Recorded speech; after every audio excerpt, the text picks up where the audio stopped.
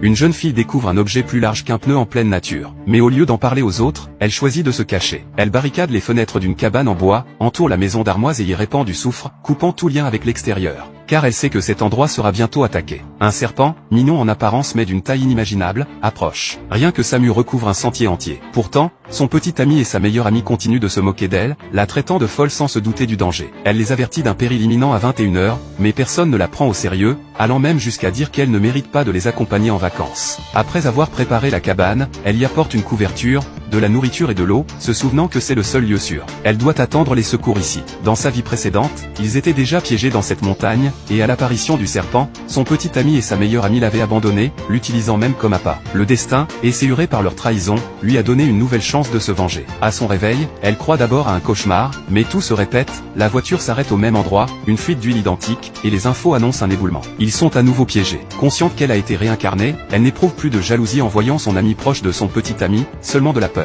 Lorsqu'elle touche quelque chose au sol, un frisson la parcourt. Elle tente de convaincre tout le monde de ne pas entrer dans la montagne et les avertit de l'arrivée d'un serpent. Mais ces mots déclenchent des rires. Elle est désespérée, prête à pleurer, mais personne ne l'écoute. Une femme, responsable du chalet, vient alors la réconforter et guide le groupe vers la villa. La fille, terrifiée, les suit. Devant la villa, la femme remarque une machine qui fume. La fille tente de l'en empêcher, se souvenant de l'explosion de cette même machine dans sa vie passée, mais la femme et son frère ne la croient pas, jusqu'à ce qu'une explosion les surprenne.